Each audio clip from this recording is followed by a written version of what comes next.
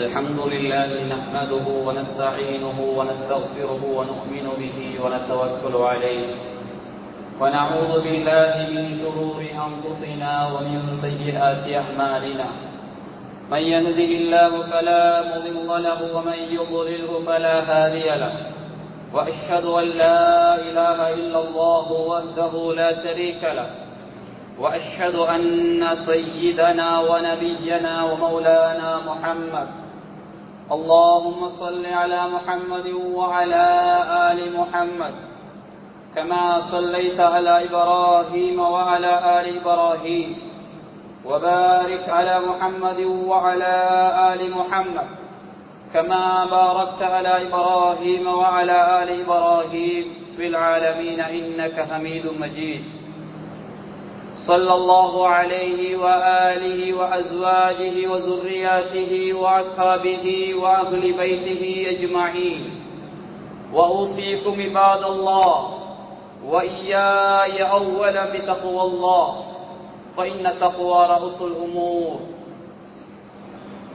قال الله تعالى في كلامه: أعوذ بالله من الشيطان الرجيم بسم الله الرحمن الرحيم ألا إن أولياء الله لا خوف عليهم ولا هم يحزنون الذين آمنوا وكانوا يتقون.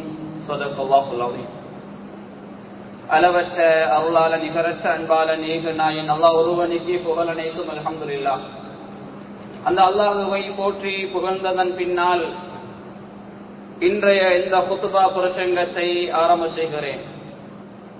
சலாத்தும் சலாமும் எம் உயிரிலும் மேலான கண்மணி நாயகம் முஹம்மது முஸ்தபா ஸல்லல்லாஹு அலைஹி வஸல்லம் அன்னவர் மீதும் அன்னாரின் அடிச்சுவடுகளை அனுபவம் சகாத தமது வாழ்விலை பின்பற்றி வெற்றிகளை கண்டாருமே சஹாபாக்கள், தாபிஊன்கள், தபஉ தாபிஈன்கள், முஸ்லிமான முஃமினான ஆண்கள் பெண்கள் யாவர் மீதும் அல்லாஹ்வுடைய சாந்தியும் சமாதானமும் என்றென்றும் உண்டாவதா. அல்லாஹ்வினுடைய கடமையை நிறைவேற்றுவதற்காக அல்லாஹ் விரும்பக்கூடிய இடமாகி அல்லாஹ்வினுடைய மாளிகையிலே நேர காலத்தில் வந்திருக்கக்கூடிய அல்லாஹுவின் நல்லடியார்களே, வல்லவர்களே, நல்லவர்களே, அல்லாஹுவை எல்லா சந்தர்ப்பங்களிலும் பயந்து வாழ்ந்து கொள்ளுமாறும் பள்ளிக்கு உள்ளே இருக்கின்ற போதும் வெளியில் இருக்கின்ற போதும் உள்ளூரில் இருக்கின்ற போதும் வெளியூரில் இருக்கின்ற போதும் தனிமையில் இருக்கின்ற போதும் கூட்டாக இருக்கின்ற போதும் இரவிலும் பகலிலும் ரகசியமாகவும் பரகசியமாகவும் அறிமுகமானவர்களுக்கு மத்தியிலும் அறிமுகம் இல்லாதவர்களுக்கு மத்தியிலும் செழிப்பாக சந்தோஷமாக இருக்கின்ற நிலையிலும் கவலையான சோர்வான நிலைமையிலும் அல்லாஹ் எங்களை பார்த்து கொண்டிருக்கிறார் என்ற சிந்தனையோடு அல்லாஹ்வை பயந்து வாழ்ந்த நாளே மறுமை நாள் அல்லாஹ் முத்தகீனுடைய கூட்டத்தில் எங்களை சேர்த்து எங்களுக்கு ஜன்னத்துல் ஃபிர்தௌஸை கூலியாக தந்து எமக்கு அருள் புரிவானாக. அன்பான அல்லாஹ்வின் நல்லடியார்களே, அல்லாஹ் சுப்ஹானஹு வ தஆலா இந்த உலகத்திலே என்னையும் உங்களையும் முஸ்லிம்களாக அல்லாஹ் படைத்திருக்கிறான். எனவே நானும் நீங்களும் அல்லாஹ்வுக்கு நன்றி உள்ளவர்களாக இந்த உலகத்திலே வாழ்ந்து கொள்ள வேண்டும். அந்த வகையிலே இஸ்லாம் எல்லா துறைகளிலும் எங்களுக்கு வாழ வேண்டிய அந்த வழிகாட்டலை காட்டி தந்திருக்கிறது. அந்த வகையில் இன்றைய குத்பாவிலே நாம் உங்களோடு மிக முக்கியமான ஒரு தலைப்பை பேசலாம் என்று நினைக்கிறேன். அதுதான் தோழமை, ஃப்ரெண்ட்ஷிப், நட்பு. இஸ்லாத்தின் பார்வையிலே இந்த நட்பு எந்த அளவு முக்கியமானது, இந்த ஃப்ரெண்ட்ஷிப் எந்த அளவு முக்கியமானது, யாரோடு தோழமை கொள்ள வேண்டும், யாரை நண்பராக எடுக்க வேண்டும், நல்ல நண்பர்களால் நாம் அடைகின்ற நலவுகள் என்ன, கெட்ட நண்பர்களை எங்களுடைய நண்பர்களாக நாம் எடுத்துக்கொண்டால் அதனால் ஏற்படுகின்ற விளைவுகள் என்ன. ஸல்லல்லாஹு அலைஹி வஸல்லம் அவருடைய நண்பர்கள் எத்தனை பேர், நண்பர்களை யாரை நண்பர்களாக தெரிவு செய்ய வேண்டும் என்ற விடயங்களை இன்றைய குத்பாவிலே உங்களோடு பார்ப்பதுதான் இந்த குத்பாவினுடைய நோக்கமாக இருக்கிறது. அன்பான அல்லாஹ்வின் நல்லடியார்களே, நட்பு என்பது எமது வாழ்விலே இன்றியமையாத ஒன்றாக இருக்கிறது. நட்பு இல்லாமல், தோழமை இல்லாமல், கூட்டாளி இல்லாமல் இந்த உலகமே இல்லை என்று சொல்கின்ற அளவு ஏதோ ஒரு வகையிலே நட்பு எங்களை விரும்பியோ விரும்பாமலோ எங்களோடு ஒட்டிக் கொள்கின்ற ஒன்றாக இருக்கிறது.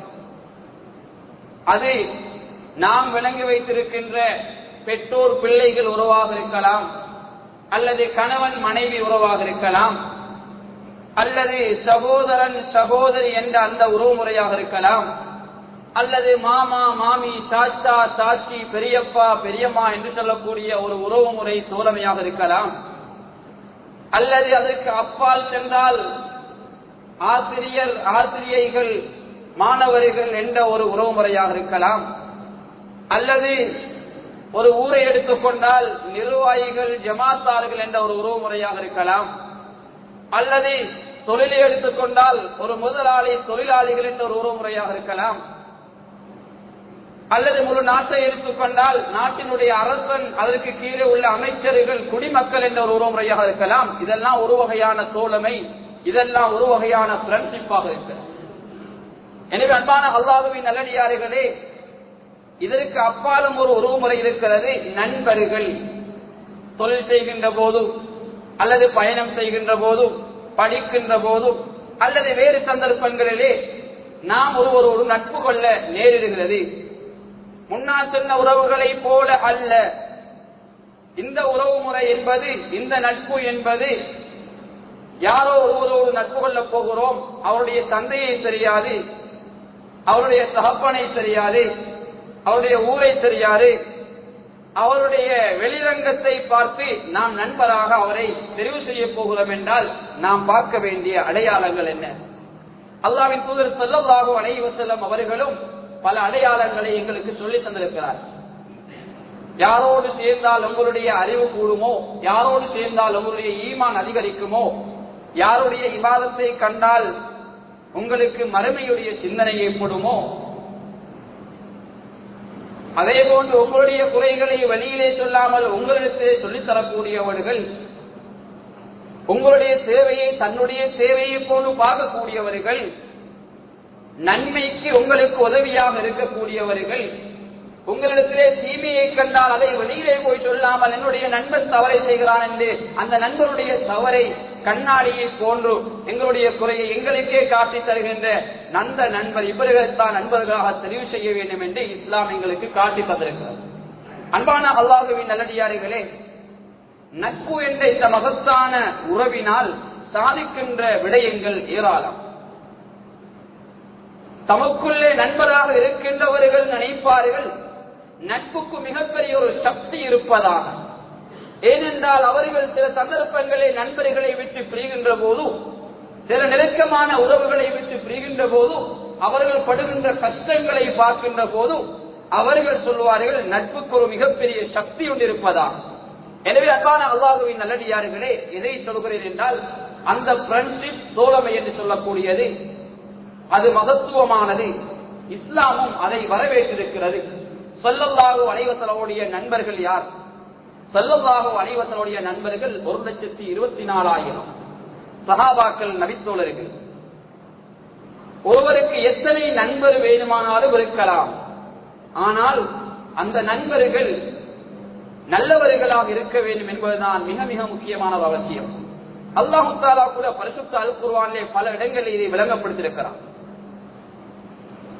இன்னும் சில விடயங்களை நாம் பார்ப்போம் என்றால், நாம் ஒருவரோடு நட்பு கொண்டு விட்டால், நாம் நல்லவராக இருக்கின்ற போது நிச்சயமாக நாம் ஒரு நல்லவரோடு தான் நட்பு கொள்கின்ற போது நிச்சயமாக அவருடைய குணம் எங்களிடத்திலே வருகிறது. எங்களுக்கு இருக்கக்கூடிய பண்பாடுகள் சில வேளை அவர்களிடத்திலே போகிறது.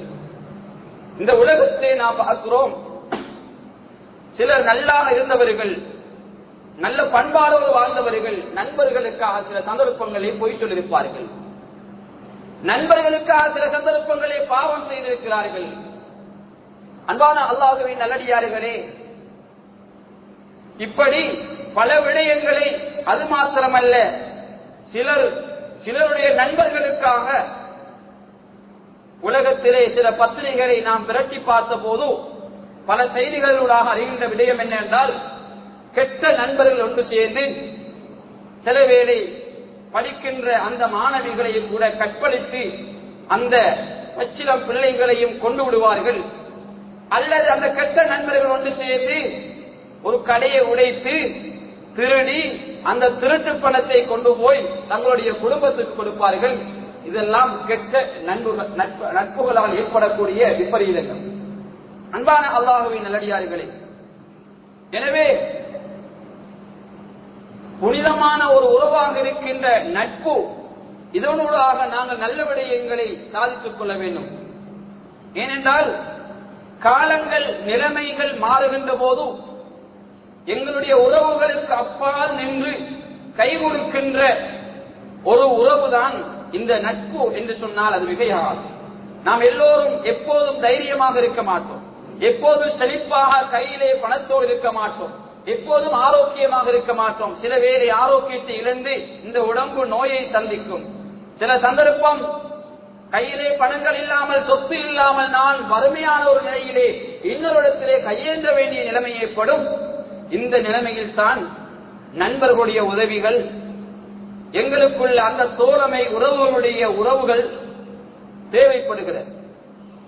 சில சந்தர்ப்பங்கள் எல்லாம் இருந்துவிட்டால் சிலருக்கு நண்பர்கள் தேவையில்லை என்ற நிலைப்பாட்டிலே சிலர் இருப்பார்கள். ஆனால் இப்படியான ஒரு நிலைமையில் காலங்கள் நிலைமைகள் மாறுகின்ற போது அது அவசியமாகி விடுகிறது. எனவே இந்த உலகத்திலே நல்ல முறையிலே தோழமையோடு நாம் இருக்கின்ற போது நிச்சயமாக நாளைய மறுமையிலே அந்த தோழமையோடாக சுவர்க்கத்திலே நல்லதொரு இடத்தில் இருக்கலாம். அது மாத்திரமல்ல, இந்த உலகத்திலும் நிறைய விடயங்களை சாதிக்கலாம். எனவே அன்பான அல்லாஹ்வின் நல்லடியார்களே, நட்பு என்ற இந்த பகுதியை இரண்டாக பிரிக்கலாம். ஒன்று, நானும் நீங்களும் எம்மை படைத்த அல்லாஹ்வின் மீது வைக்க வேண்டிய அன்பு. இதுதான் இந்த உலகத்திலே முதல் அன்பாக இருக்கிறது. இந்த அன்புக்கு பின்னால் தான் அனைத்து எல்லா அன்புகளும் வரும். முதலாவது அன்பு, நானும் நீங்களும் அல்லாஹ்வை நேசிக்க வேண்டும். பரிசுத்த அல் குர்ஆனில் அல்லாஹ் சொல்கிறான், குல் இன் குன்தும் துஹிப்பூனல்லாஹ ஃபத்தபிஊனி யுஹிப்புகுமுல்லாஹ். நபியே நாயகமே, என்னுடைய அடியார்களுக்கு சொல்லுங்கள், நீங்கள் அல்லாஹ்வை விரும்பக்கூடியவர்களாக இருந்தால், அல்லாஹ்வை நீங்கள் நேசிக்கக்கூடியவர்களாக இருந்தால் என்னை பின்பற்றுங்கள், நிச்சயமாக அல்லாஹ் உங்களை விரும்புவான் என்ற செய்தியை பரிசுத்த அல் குர்ஆனில் அல்லாஹ் சொல்கிறான். எனவே முதலாவது வகை நட்பு, நாம் அல்லாஹ்வை விரும்ப வேண்டும், அல்லாஹ்வின் மீது அன்பு வைக்க வேண்டும். அல்லாஹ்வின் மீது அன்பு வைத்தால் எங்களுடைய வாழ்க்கையிலே பாவம் இடம்பெறாது. அல்லாஹ்வுக்காக வேண்டி எல்லா விடயங்களையும் நல்ல விடயங்களில் ஈடுபடுவோம், கெட்ட விடயங்களை விட்டும் தவிர்த்து கொள்வோம். அடுத்து இரண்டாவது வகை நட்பு என்பது, அதுதான் ஒரு விசாலமான ஒரு பகுதி. அதுதான் எங்களுடைய தலைவர் ஸல்லல்லாஹு அலைஹி வஸல்லம் அவர்கள் மீது வைக்கின்ற அன்பு, நபிமார்கள் மீது வைக்கின்ற அன்பு, சஹாபாக்கள் மீது வைக்கின்ற அன்பு, அஹ்லுல் பைத் ஸல்லல்லாஹு அலைஹி வஸல்லம் குடும்பங்கள் மீது வைக்கின்ற அன்பு, சாலிஹான நல்ல மக்கள் மீது வைக்கின்ற அன்பு, பிள்ளைகள் பெற்றோர்கள் மீது வைக்கின்ற அன்பு, அதே போன்று மாணவர்கள் ஆசிரியர்கள் மீதும், ஆசிரியர்கள் மாணவர்கள் மீது வைக்கின்ற அன்பு, குடும்ப உறவுகள் மீது வைக்கின்ற அன்பு, அதே போன்று கணவன் மனைவி இதற்குள்ளே வருகின்ற அன்பு, அனாதைகள், ஆதரவற்றவர்கள், பாதிக்கப்பட்டவர்கள், வேலையாட்கள் இவர்கள் மீது வைக்கின்ற அன்பு, இதற்கு அப்பால் வாய் பேச முடியாத மிருகங்கள் மீது வைக்கின்ற அன்பை கூட இஸ்லாம் பேசியிருக்கிறது. எனவே இதெல்லாம் விரிவான ஒரு தலைப்பாக இருப்பதால் சுருக்கமாக சொல்கின்றேன். முதல் வகை அன்பு அல்லாஹ்வின் மீது வைக்கின்ற அன்பு, இரண்டாம் வகை அன்பு அல்லாஹ்வுடைய படைப்பினங்கள் மீது வைக்கின்ற அன்பு. எனவே இந்த நல்ல நட்புகளால் நாம் நிறைய விடயங்களை அடைந்து கொள்ளலாம். ஒரு மனிதனுக்கு நல்ல நட்பு இருக்கின்ற போது அவருக்கு கஷ்டம் கொண்டு வந்துவிட்டால், துன்பம் கொண்டு வந்துவிட்டால், அந்த துன்பத்தை இன்னொரு பகிர்கின்ற போது அந்த துன்பம் மெல்ல மெல்ல கலைகிறது, அவரை விட்டு அது நீங்கி விடுகிறது. எனவே ஒரு மனிதனுக்கு சந்தோஷம் கொண்டு வருகின்ற போது, நல்ல நண்பர்கள் என்று விட்டால் சந்தோஷத்தை பகிர்கின்ற போது அது இரட்டிப்பாகிறது. மீண்டும் நல்லதொரு சந்தோஷத்தை எதிர்பார்த்து நல்ல விடயங்களில் அவர் ஈடுபடுவார். எனவே நாம் கஷ்டப்படுகின்ற போது இந்த கஷ்டத்தை உள்ளத்திலே அகற்றிக் கொள்வதற்கு நட்பு இன்றியமையாதது. அதே போன்று இருக்கின்ற சந்தோஷங்களை இரட்டிப்பாக்கிக் கொள்வதற்கும் நட்பு என்பது இன்றியமையாத ஒன்றாக இருக்கிறது. அது மாத்திரமல்ல, இன்னும் அல்லாஹ் தஆலா பரிசுத்த அல் குர்ஆனிலே சொல்லுகின்ற போது, அலா இன்ன அவுலியா அல்லாஹி லா கௌஃபுன் அலைஹிம் வலா ஹும் யஹ்ஸனூன். அல்லாஹ் சொல்லுகிறான், அறிந்து கொள்ளுங்கள், நிச்சயமாக அல்லாஹ்வுடைய நேசர்கள், அவர்களுக்கு பயம் இல்லை, கவலை இல்லை. அல்லதீன ஆமனூ வ கானூ யத்தகூன், நிச்சயமாக அவர்கள், மேலும் நிச்சயமாக அவர்கள் அல்லாஹ்வை ஈமான் கொண்டு அல்லாஹ்வை பயந்தவர்களாக வாழுவார்கள் என்ற செய்தி அல்லாஹ் பரிசுத்த அல் குர்ஆனிலே சொல்லி காட்டுகிறார். எனவே நாம் நல்ல நண்பர்களாக இருந்து விட்டால், இறை நேசர்களாக இருந்து விட்டால் நிச்சயமாக எந்த பயமும் இந்த உலகத்திலே கிடையாது, மறுமையிலே எந்த கைசேதமும் கிடையாது. அல்லாஹ் தஆலா கூட பரிசுத்த அல் குர்ஆனிலே பல இடங்களில் இந்த நட்பை பற்றி பேசியிருக்கிறார். ஹமீம் என்ற வார்த்தையை நண்பர்களுக்கு அல்லாஹ் பயன்படுத்தியிருக்கிறான். ஹலீல் அல் அகில்லா என்ற வார்த்தையை அல்லாஹ் பயன்படுத்தியிருக்கிறான். கரீம் என்ற வார்த்தையை அல்லாஹ் பயன்படுத்தியிருக்கிறான். ரஃபீக் என்ற வார்த்தையை அல்லாஹ் பயன்படுத்தியிருக்கிறான். சதீக் என்ற வார்த்தையை அல்லாஹ் அதாவது குர்ஆனிலே பயன்படுத்தியிருக்கிறான். அதே போன்று அஷீர் என்ற வார்த்தையை அல்லாஹ் பயன்படுத்தியிருக்கிறான். வலி என்ற வார்த்தையை அல்லாஹ் பயன்படுத்தியிருக்கிறான். அவுலியா என்ற வார்த்தையை அல்லாஹ் குர்ஆனிலே பல இடங்களிலே நண்பர்கள், நேசர்கள் என்ற அந்த விடயத்திலே அல்லாஹ் பயன்படுத்தியிருக்கிறான். எனவே இதனூடாக நாம் எதை விளக்குகின்றோம் என்றால், நட்பு என்பது மிக முக்கியமான ஒரு உறவாக இருக்கிறது.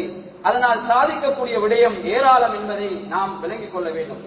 எனவே ஒரு மனிதன் நல்ல முறையை நட்பு கொண்டால் அந்த நட்பை எப்படி வளர்க்கலாம்? நட்பை வளர்ப்பதாக இருந்தால் அவர்களுக்குள்ளே அன்பளிப்புகளை கொடுத்துக் கொள்ள வேண்டும். அல்லாஹ் தஆலா கூட பரிசுத்த அல் குர்ஆனிலே சொல்கிறான், வலா தன்ஸவுல் ஃபضல பைனக்கும், உங்களுக்கு மத்தியிலே, அதாவது கொடுப்பதை மற்றவருக்கு மத்தியிலே நீங்கள் ஏதாவது கொடுத்து சந்தோஷத்தை ஏற்படுத்துகின்ற அந்த விடயத்தை மறந்து விடாதீர்கள், கொடுங்கள் என்ற விஷயத்தை அல்லாஹ் பரிசுத்த அல் குர்ஆனிலே சொல்லி காட்டுகின்றான். அதே போன்று இன்னும் அந்த நட்பை அதிகரிக்கின்ற சந்தர்ப்பங்களை பார்க்கின்ற போது, அதாவது அவர்களுக்காக துஆ செய்ய வேண்டும், அவர்கள் இவர்களுக்காக துஆ செய்ய வேண்டும், இப்படியான பல விடயங்களை கொண்டு நட்புகளை அதிகரித்துக் கொள்ளலாம். அதே போன்று நான் நல்ல நண்பருடைய நலவுகளை சொல்வதற்கு முன்னால், தீய நண்பர்களால், தீய நட்புகளால் இந்த உலகத்திலே ஏற்பட்டிருக்கின்ற விபரீதம் ஏராளம். சில கெட்ட நட்புகளால் சிலர் நண்பர்களால் தங்களுடைய உயிரை மாய்த்துக் கொள்கின்ற அளவுக்கு, நண்பரால் ஒரு நண்பர் கொலை செய்யப்படுகின்ற அளவுக்கு சில சந்தர்ப்பங்களில் நட்பு மாறிவிடுகிறது. இன்னும் சில சந்தர்ப்பங்களிலே என்ன நடந்திருக்கிறது, ஒரு நண்பருடைய மனைவியை அடைந்து கொள்வதற்காக, அல்லது நண்பருடைய அந்த பொருளாதாரத்தை அடைந்து கொள்வதற்காக, அல்லது ஒரு விடைய நண்பருக்கு தெரியும், எனவே இந்த நண்பரால் வெளியே வந்தால் எனக்கு ஒரு அபகீர்த்தி என்பதற்காக சில சந்தர்ப்பங்களே நண்பரை ஒரு நண்பரை கொலை செய்கின்ற வளமையும் சில பகுதிகள் இருக்கிறது. அதனால் தான் இஸ்லாம் சொல்லியிருக்கிறது, இஸ்லாமிய முறைப்படியிலே ஒருவரை நண்பராக தெரிவு செய்ய வேண்டும் என்றால் சில விதிமுறைகளை, அப்படியானவர்களை தான் நாம் தெரிவு செய்ய வேண்டும். அதே போன்று சிலர் கெட்ட நட்புகளால் தங்களுடைய மனைவியை பறிகொடுத்திருக்கிறார்கள், சிலர் தன்னுடைய மகளையே பறிகொடுத்திருக்கிறார்கள், தாயை, சகோதரியை, சிலர் தொழிலை பறிகொடுத்திருக்கிறார்கள், சிலர் தன்னுடைய உயிரை கூட பறிகொடுத்திருக்கின்ற நிலைமைகள் இருக்கத்தான் செய்கிறது. அதே போன்று கொலை, கொள்ளை, கப்பம் போன்ற பல விளைவுகள் கெட்ட நட்புகளால் ஏற்படுகிறது. அது மாத்திரமல்ல, நல்லா இருந்தவர்கள் சில நண்பர்கள் மூலமாக பொய் சொல்ல ஆரம்பித்து விடுகிறார்கள். ஏன், ஒரு நண்பர் தவறு செய்யக்கூடிய ஒருவரை நாங்கள் நண்பராக எடுத்துக்கொண்டால் அவருடைய தவறை வீட்டுக்கு தெரியக்கூடாது, மற்றவர்களுக்கு தெரியக்கூடாததற்காக வேண்டி அவரை நாங்கள் சாட்சிப்படுத்துகின்றது, அல்லது அவரை நாங்கள் எங்களுடைய மனசாட்சிக்கு அதாவது அப்பால் பெற்று அவர்களுக்காக அவர்களை நாங்கள் என்ன செய்கிறது, நண்பருக்காக பல பொய்களை சொல்லி நண்பரை விட்டுக் கொடுக்க கூடாது என்பதற்காக எங்களுடைய மனசாட்சிக்கு மாற்றமான முறையில் நாங்கள் செய்யப்படுவது. அன்பானவர்களே, அது மாத்திரமல்ல, கெட்ட நண்பரை மூலமாக நாளைய மறுமையினால கூட மிகப்பெரிய ஒரு கைசேதம் ஏற்படுகிறது. அதே போல பரிசுத்த அல் குர்ஆனிலே சொல்கிறான் அல்லாஹ், வயௌம யஅது ஸாலிமு அலா யதைஹி யகூலு யா லைதனி இத்தகது மஅர் ரசூலி சபீலா யா வைலதா லைதனி லம் அத்தகிது ஃபுலானன் கலீலா لقد أضلني عن الذكر بعد إذ جاءني وكان الشيطان للإنسان خذولا. பரிசுத்த அல் குர்ஆனில் அல்லாஹ் சொல்கிறான், அநியாயக்காரர்கள், இந்த உலகத்திலே நன்மையை விதைக்காதவர்கள், அநியாயத்துக்கு துணை போனவர்கள், துணையாக இருந்தவர்கள், உதவியாக இருந்தவர்கள், நாளைய மறுமை நாளிலே தங்களுடைய இரு கரங்களையும் கடித்தவர்களாக சொல்லுவார்கள், எனக்கு ஏற்பட்ட கை சேதமே, எனக்கு ஏற்பட்ட கஷ்டமே, இந்த ரசூலை நான் எனக்கு வழிகாட்டியாக எடுத்திருக்க கூடாதா என்று கவலைப்படுவார். தொடர்ந்து அதே கவலையிலே அவர் சொல்லுவார், நான் ஒரு கெட்ட ஒருவரை நண்பராக எடுத்திருந்தேனே, இவரை நண்பராக எடுக்காமல் இருந்தால் நல்லமே. அல்லாஹ்வுடைய அந்த மார்க்கம் தெளிவுகள் வந்ததற்கு பின்னாலும் இந்த நண்பன் என்னை வழிகெடுத்து விட்டானே என்று கண்மூடியதற்கு பின்னால், இந்த உலக வாழ்வு முடிந்ததற்கு பின்னால், அழிவே முடிவே இல்லாத ஆখিরাவுடைய வாழ்விலே அந்த மனிதன் கவலைப்படுவான். மாணவர்களே, அந்த கவலையிலே எந்த பிரயோஜனமும் கிடையாது. எனவே இந்த உலக வாழ்க்கையை தான் நாம் அதை செய்து கொள்ள வேண்டும். இது கெட்ட நண்பர்கள் மூலமாக நாம் அடைகின்ற விளைவுகள். அதே போன்று நல்ல நண்பர்கள் மூலமாக நாம் அடைகின்ற நலவுகளை பார்ப்போம் என்றால் ஏராளமான நலவுகள் நல்ல நண்பர்கள் மூலமாக நாம் அடைந்து கொள்கின்றோம். அது என்ன என்றால், கண்ணியமானவர்களே, ஒரு நல்ல நண்பர் எப்போதும் எங்களுடைய குறையை எங்களுக்கு காட்டித் தருவார். அதே போன்று ஒரு நல்ல நண்பர் எப்போதும் நன்மையின் ஊற்றுக்கண்ணாக இருப்பார். அவர் தீமையின் சிகரமாக இருக்க மாட்டார். நல்ல நண்பர் எப்போதும் எங்களை உற்சாகப்படுத்திக் கொண்டிருப்பார். அதே போன்று நல்ல நண்பர் துன்பத்தில் மாத்திரமல்ல, நாம் தனிமை இருக்கின்ற போதும் எங்களுக்கு அவர் உதவியாக இருப்பார். அதுபோன்று நல்ல நண்பர் மூலமாக அடைகின்ற இன்னும் ஒரு நலவு, எவ்வளவுதான் ஒரு கஷ்டம் வந்தாலும், எவ்வளவுதான் பாவமான ஒரு நிலைமை வந்தாலும் அவர் பொய் சொல்ல மாட்டார். கெட்ட நண்பர் பொய் சொல்லுவார். நல்ல நண்பர் ஒரு தவறு நடக்கிறது, கண்ணியமானவர்களே, அந்த நண்பரை காட்டிக் கொடுக்காமல் அந்த நண்பருக்கு பொய் சொல்லி அந்த நண்பரை வேறொரு விடயத்திலே மாற்றி விடாமல் அவர் நேர்மையான முறையிலே உண்மையை கதைப்பார். இப்படியானவர் தான். அதே போன்று அந்த நண்பருடைய குறையை அவர் வெளியிலே சொல்ல மாட்டார். அதே போன்று அந்த நண்பருக்கு ஒரு கஷ்டம் வந்து விட்டால் அது தன்னுடைய கஷ்டத்தை போன்று அவர் எடுத்துக் கொள்வார். அதே போன்று நல்ல நண்பர் அவருக்கு மறைமுகமாக எப்போதும் துஆ செய்து கொண்டிருப்பார். நல்ல நண்பர் எப்போதும் இன்னொரு நண்பருக்கு மறைமுகமாக அவர் இல்லாத போது துஆ செய்து கொண்டிருப்பார். மனிதனுடைய பொதுவான ஒரு பழக்கம் இருக்கிறது, எதையும் அவருக்கு முன்னால் செய்யவில்லை. ஏதாவது உதவி செய்தால் அது அவருக்கு தெரியாது, அவருக்கு ஒரு உதவி செய்திருக்கிறார், ஆனா இதை 10 பேருக்கு சொல்லுவார். ஒரு நலவை செய்தால் அதை 10 பேருக்கு சொல்லுகின்ற வல்லமை மனிதனுடைய பண்பு இருக்கிறது. எனவே அன்பானவர்களே, நல்ல நண்பர் ஒரு உதவியை செய்து விட்டால், ஒரு பிரதி உபகாரம் செய்து விட்டால் அல்லது உபகாரம் செய்து விட்டால் அதை 4 பேரிடத்திலே சொல்லி அங்கே புகழை வாங்க மாட்டார். அல்லாஹ்விடத்திலே அதற்குரிய கூலி எதிர்பார்ப்பார். அடுத்து கண்ணியமான அல்லாஹ்வின் நல்லடியார்களே, அல்லாஹ்வுக்காக ஒரு மனிதன் நேசிக்கிறான் என்றால், அல்லாஹ்வுக்காக ஒரு மனிதன் நட்பு வைக்கிறான் என்றால் அந்த மனிதனுடைய வாழ்க்கையிலே ஏற்படக்கூடிய மாற்றங்கள் ஏராளம். மிக முக்கியமான 10 மாற்றங்களை நான் சொல்லுகிறேன். ஒன்று, அல்லாஹ்வுக்காக நல்ல ஒரு நண்பரை நாம் தெரிவு செய்தால் அவர் துண்டிக்கவோ வெறுக்கவோ மாட்டார். அவரை துண்டிக்கவோ வெறுக்கவோ மாட்டார். ஸல்லல்லாஹு அலைஹி வஸல்லம் சொன்னார்கள், 3 நாளைக்கு மேல் யாராவது ஒருவர் முஸ்லிமான ஒரு சகோதரரும் கோபித்துக் கொண்டிருந்தார், அவர் மௌத்தாகிவிட்டால் அடுத்த நிமிடமே அவர் நரகம் நுழைந்து விட்டார் என்று சொன்னார்கள் ஸல்லல்லாஹு அலைஹி வஸல்லம். நரகம் நுழைவான் எதிர்காலத்தில் சொல்லவில்லை, நரகம் நுழைகிறான் நிகழ்காலத்தில் சொல்லவில்லை, இறந்த காலம் நரகம் நுழைந்து விட்டான், நவுதுபில்லாஹ் தான் பாதுகாக்க வேண்டும். எப்போது அவருடைய உயிர் பெறுகிறதோ அந்த நிமிடமே அவர் ஒரு நரகவாதி என்ற கருத்தை ஸல்லல்லாஹு அலைஹி வஸல்லம் அவர்கள் ஹதீஸில் சொல்லித் தந்திருக்கிறார்கள். எனவே அன்பானவர்களே, கோபித்துக் கொண்டிருக்கின்ற அந்த பண்பு எங்களுக்கு இருக்கக்கூடாது. எனவே நல்ல நண்பர் அல்லாஹ்வுக்காக நட்பு கொண்டால் துண்டிக்கவோ வெறுக்கவோ மாட்டார். இரண்டாவது, அவருக்கு கிடைத்த நலவுகள் சந்தோஷங்கள் அதை பார்த்து இவர் பொறாமைப்பட மாட்டார். இன்றைக்கு நிறைய பேருக்கு இருக்கின்ற ஒரு பண்புதான், ஒருவர் நல்லா இருந்து விட்டால், எங்களை விட கொஞ்சம் முன்னேறி விட்டால் ஒரு பொறாமை, அவர் மீது ஒரு கண்ணூர், அவருக்கு எதிராக சூனியம், அவரை கீழே போடுறதுக்கு ஒரு முயற்சி, வதந்திகள், இப்படியான விடயங்கள் எங்களுடைய சமூகத்திலே இல்லாமல் இல்லை. எனவே நல்ல ஒரு நண்பர் இன்னொரு நண்பர் முன்னேறுகின்ற போது அந்த நண்பர் மீது பொறாமைப்பட மாட்டார், அந்த நண்பருக்காக துஆ செய்வார்.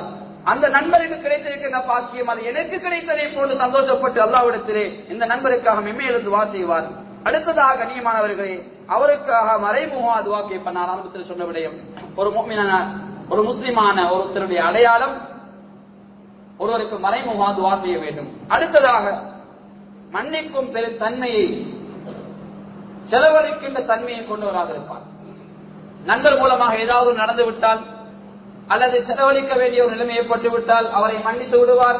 செலவழிக்கக்கூடிய நிலைமை ஏற்பட்டு விட்டால் அவர் தாராளமாக செலவழிப்பார். பயணம் போனால் அவருடைய பணத்தை கொடுக்காமல் செலவழிப்பார். நோய் வந்து விட்டால் இவர் செலவழித்து விட்டு அவரிடத்திலே பிறகு பணத்தை வாங்கிக் கொள்வார். அப்படியே நண்பர் இவர் செலவழிப்பார். இதற்குரிய கூலி அல்லாஹ் தரட்டும் என்று அல்லாஹ்வுடைய புறத்திலே இந்த நல்ல நண்பர் விட்டு விடுவார். அடுத்ததாக நல்ல நண்பர், அல்லாஹ்வுக்காக நாம் நட்பு கொண்டால் எங்களுடைய வாழ்க்கையிலே வழிபடக்கூடிய இன்னும் ஒரு அடையாளம் மலர்ந்த முகத்துடன் சந்தித்தல், எப்போதும் சிரித்த முகத்துடன். நண்பர்கள் ஒரு நாளைக்கு பல முறை சந்தித்துக் கொண்டாலும் பல தடவைகள் சலாம் சொல்லி பேசிக் கொள்வார்கள். அதே போன்று தனக்கு விருப்பமானதை அவருக்கும் விரும்ப செய்வார். ஏதாவது நல்ல பொருட்கள் கிடைத்து விட்டால் நமக்கு விருப்பமானதை நாம் எடுத்துவிட்டு நண்பருக்கு கெட்டதை கொடுப்பது, இப்படியான பழக்கம் நல்ல நட்பில் இருக்காது. எனக்கு விருப்பமானதுதான், நல்லதுதான் என்னுடைய நண்பருக்கும் விருப்பமானது என்பதை அவர் சாய்ஸ் பண்ணுவார். அடுத்ததாக தவறுகளை திருத்தி கொடுப்பார். தவறுகளை வெளியிலே சொல்லி காட்ட மாட்டார். ஒரு கண்ணாடிக்கு முன்னால் நாம் நிற்கிறோம், முகத்திலே அழுக்கப்பட்டிருக்கிறது அல்லது எங்களுடைய தலைமுடிகள் அங்கும் இங்கும் ஒரு பரிதாபமான அல்லது ஒரு அலங்கோலமாக இருக்கிறது, சீப்பினால் தலையை அழகாக வாருவோம், முகத்தை கழுவுவோம். அதே போன்று அந்த கண்ணாடி எப்படி எங்களுக்கு குறையை காட்டி தருகிறதோ அதே போன்றுதான் ஒரு நண்பர் இன்னொரு நண்பருக்கு அவருடைய குறைகளை வெளியிலே சொல்லாமல் அந்த குறைகளை அவரிடத்திலே சொல்லி அதை திருத்திக் கொடுக்க வேண்டும்.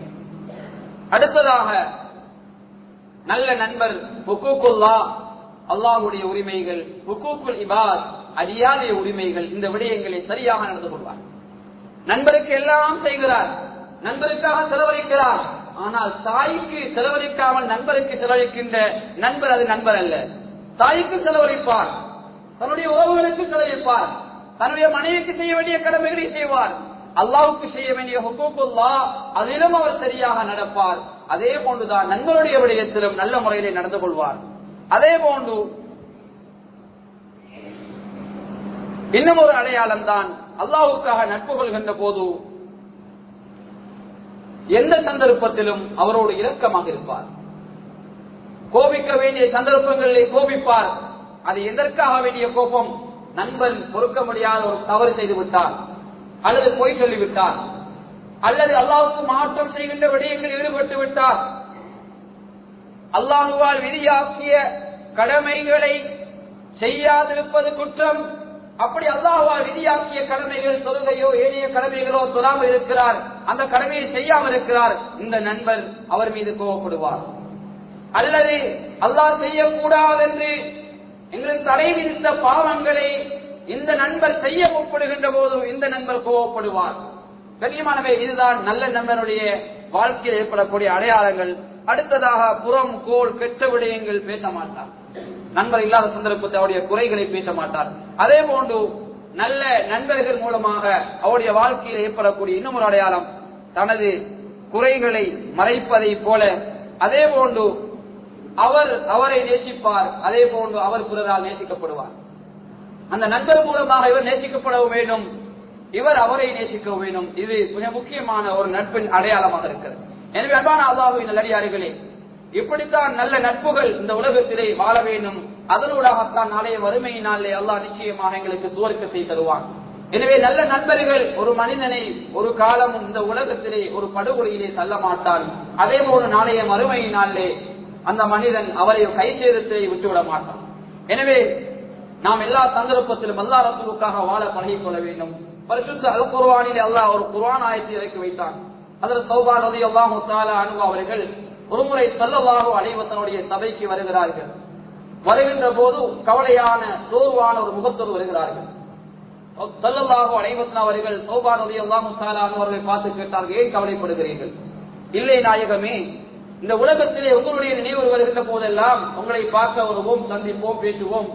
ஆனால் மறுமையிலே நீங்கள் எல்லாம் நல்லவர்கள் இருக்கிறீர்களே, அதை நினைத்து ஒரு கவலை. ஸல்லல்லாஹு அலைஹி வஸல்லம் அவர்கள் அந்த தௌபான் ரலியல்லாஹு தஆலா அன்ஹு அவர்கள் பதில் கொடுக்க முன்னால் அல்லாஹ் ஒரு குர்ஆன் ஆயத்தை உடனே இறக்கி வைக்கிறான். ومن يطع الله والرسول فأولئك مع الذين أنعم الله عليهم من النبيين والصديقين والشهداء والصالحين وحسن أولئك رفيقا.